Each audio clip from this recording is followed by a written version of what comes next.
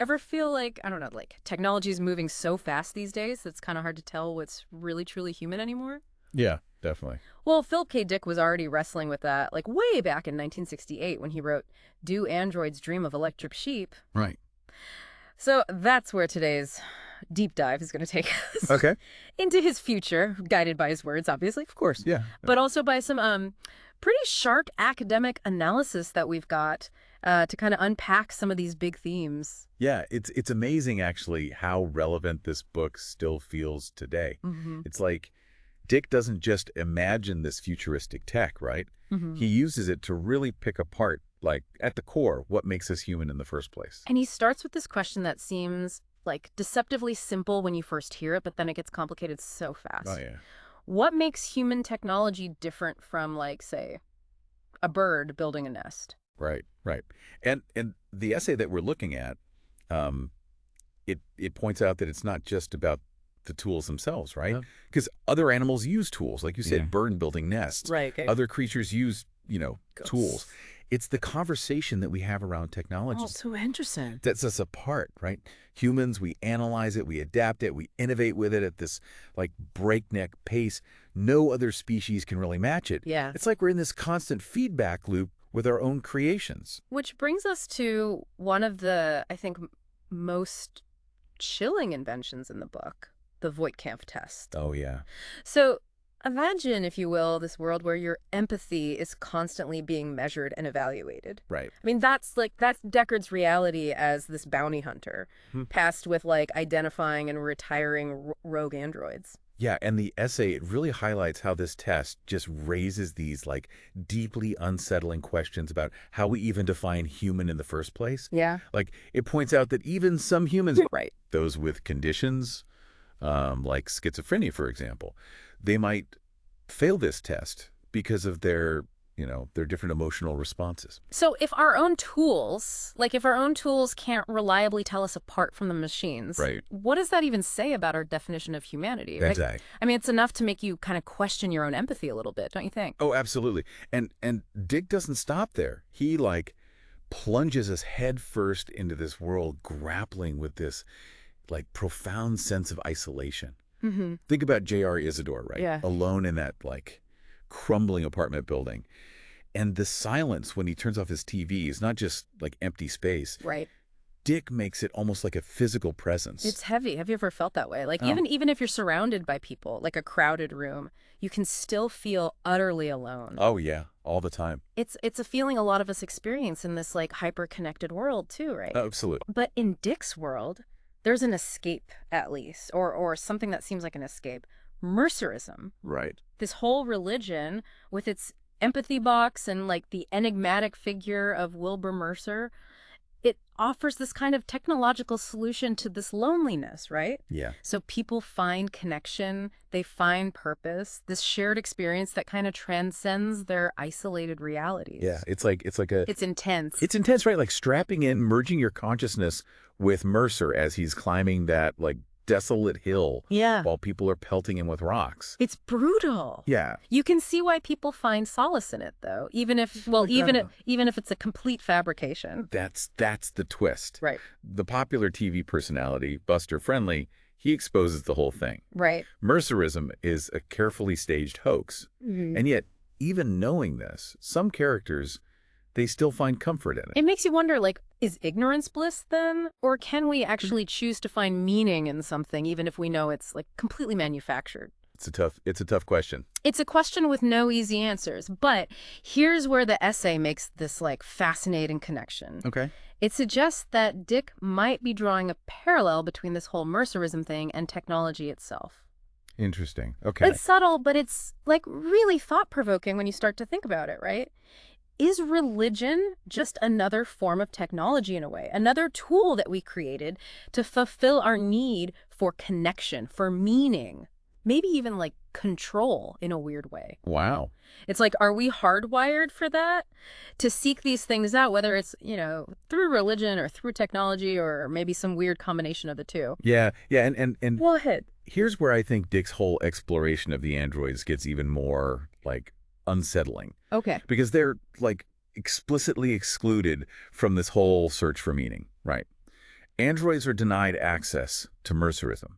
They're deemed like incapable of the very empathy that defines the religion. It's true. It's like they're trapped in this like technological paradox, right? Yeah. Right. They're created by humans, but they're denied the very qualities that we say make us human. And the essay doesn't shy away from like the real world implications of this either, right? Yeah. Like it draws this direct line between the treatment of androids in the novel and like historical exploitation of marginalized groups. Wow. Androids are used as slave labor in off-world colonies. It's like this chilling reflection of how, we've often dehumanized people, dehumanized anyone deemed different from us to justify oppressing them. And it all circles back to that question of empathy, doesn't it? Totally. Like if we deny the humanity of others, well, it becomes a lot easier to exploit them. Exactly, yeah. Which brings us to Rick Deckard, our bounty hunter protagonist. Yeah? The guy's tasked with retiring these supposedly, emotionless androids. Right.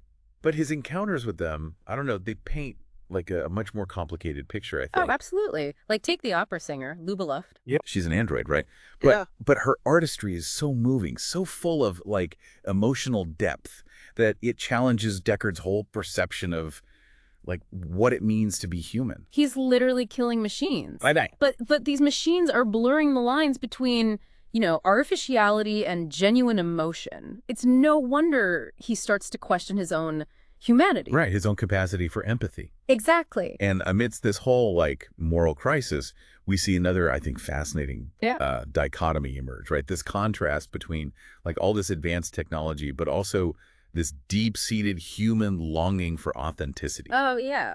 The electric sheep. Right. In a world where most animals are extinct, owning a real animal becomes like the ultimate status symbol. It's true. People are going into debt just for this like fleeting connection with something authentic, something that like embodies the natural world they've lost. And it's not even just about like owning a pet, right? It's about what that ownership represents in this world. Exactly, yeah. The electric sheep becomes this symbol of everything technology can't replicate.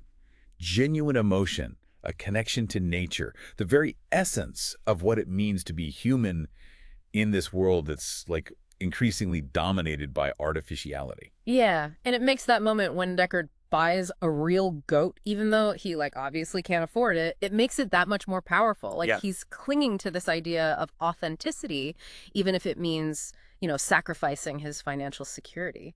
Yeah. It speaks to a very real fear, I think, that we all kind of share. Like, are we losing something essential in this pursuit of like constant technological advancement?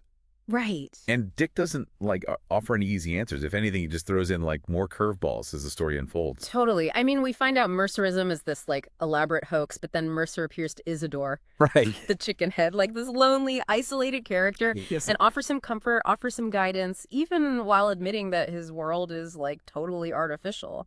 It's true. And this is where I think the essay's analysis becomes like super relevant. It argues that Dick might be suggesting that the human experience of reality is more important than reality itself. Whoa. So like even if something is a fabrication, even if it's built on a lie, it can still provide meaning, it can still provide purpose, as long as people believe in it. That's the question, Yeah. right? That's the question Dick seems to be posing. And it applies not just to religion, but I think to our relationship with technology too. Yeah. Like, are we creating these artificial worlds that, maybe we're starting to prefer to actual reality? It's really possible. And what happens when those lines just become more and more blurred? Yeah. It's kind of what we're dealing with right now. It's almost like he's asking, like, at what point does the map become the territory? If we find more meaning in this, like, constructed reality, does it even matter if it's, like, quote unquote, real in the traditional sense? And that takes us right back to, like, the heart of the book. I mean, what does it mean to be human in this world? Yeah. Where the lines between real and artificial, human and machine are constantly blurring. And maybe even more importantly, what happens to our empathy in that world? Ooh, that's a good question. Because as technology advances, as we create these beings that are more and more like us, I mean, we have to confront these like really uncomfortable questions about how we treat the other. It's a theme that echoes like throughout history, right? Totally. The tendency to dehumanize anyone who's different from us, to otherize in order to justify, exploitation and violence. Yeah, and we see it in how androids are treated in the book, right? Like, Right. just disposable labor, denied these basic rights and dignity. Hmm. But like the essay points out, it's not just science fiction. Right. This is a reflection of our own capacity for cruelty, our own struggle to, like, really extend empathy beyond just our immediate circle. Yeah. And that's where Dick's brilliance really shines through, I think. He doesn't give us these, like, easy answers, these preachy morals. Right. He just, like, presents us with these deeply unsettling scenarios and forces us to, like, confront our own biases, our own assumptions. There's this one detail, I don't know if you remember it, but it's always just stuck with me. When Deckard describes, like, the act of retiring an android, he uses this phrase, he talks about this feeling of being the form destroyer. Oh, yeah. And it's chilling, this detachment, this, like, almost primal urge to just eliminate anything that challenges his worldview. It's a reminder that technological advancement, it doesn't automatically mean we're making moral progress. Yeah. And it makes you wonder, like, as we keep going, Yeah. as we delve deeper into artificial intelligence, genetic engineering, are we just going to repeat the same mistakes? Right. Find new ways to otherize and exploit anyone we decide is different? It's a lot. It's a lot to grapple with, but I think that's what makes Do Androids Dream of Electric Sheep Yeah, so powerful, so enduring. it really is. Dick isn't just telling a story. He's, like, sparking this conversation. He's urging us to be more mindful, I think, more critical Yeah. in our relationship with technology, with each other. To really examine our own motivations. Yeah. Our own capacity for empathy, for compassion, in a world that often feels like it's determined to just divide us. Yeah. And maybe, just maybe, to find ways to, like, bridge those divides and build a future where humanity isn't defined by these, like, arbitrary lines in the sand, Right. but by our shared capacity for connection, for understanding. It's a tall order, but yeah, definitely a conversation worth having. For sure. So next time you're, scrolling through social media or relying on your latest gadget, just take a second. Think about the questions Philip K. Dick raises in this book. Ask yourself, what does it even mean to be human in this age of technology? And what role are you going to play in shaping that future? Because in a world where the lines are constantly blurring, I mean, the answers to those questions are more important than ever. That's all the time we have for today's deep dive. We hope you found it thought-provoking and maybe even a little bit unsettling. Always good to, like, shake things up a little bit, right? Right. Until next time, keep exploring, keep questioning, and keep diving deep.